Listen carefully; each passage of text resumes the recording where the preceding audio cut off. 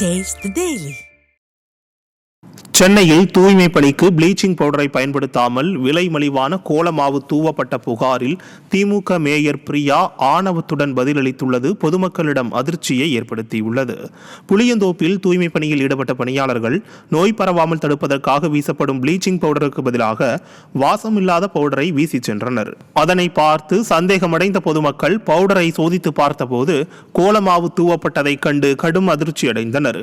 கமிஷனுக்கு ஆசைப்பட்டு ப்ளீச்சிங் பவுடரை விட விலைமலிவான கோலமாவைத்தான் தூய்மை பணியின் போது தொடர்ந்து பயன்படுத்தப்பட்டு வருவதாக மக்கள் குற்றம் சாட்டுகின்றனர். இது தொடர்பாக விடியா ஸ்டாலின் ஆட்சியின் சென்னை மேயர் பிரியாவிடம் செய்தியாளர் கேள்வி எழுப்பிய போது ப்ளீச்சிங் பவுடர் இல்லாமல் இது பான்ஸ் பவுடரா என ஆணவத்துடன் கூறியது பொதுமக்களிடம் அதிருப்தியை ஏற்படுத்தியது.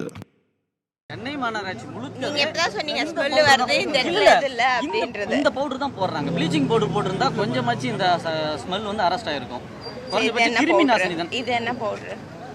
கொஞ்சமாச்சு நீங்க சொல்லுங்க என்ன பவுடர் தெரியல. என்னன்னே தெரியாது. உங்க கவனத்துக்கு கொண்டு வந்திருக்கேன். ஃபுல்லா பவுடர் போட்டு போவாங்களா என்ன? அதுதான் மேடம் இது நம்ம கவனத்துக்கு கொண்டு வந்திருக்கேன். மாநகராட்சி இந்த ஏரியா தான் இல்ல இந்த ஏரியால வந்து பாருங்க. இல்ல வேண்டாம் மேடம் நீங்க வந்து பாருங்க. நீங்க மீடியா பைட் எடுக்கறீங்களா இல்ல என்ன பேசுறீங்களா? அப்போ கேமரா கவனத்துக்கு கொண்டு வர அவ்வளவுதான்.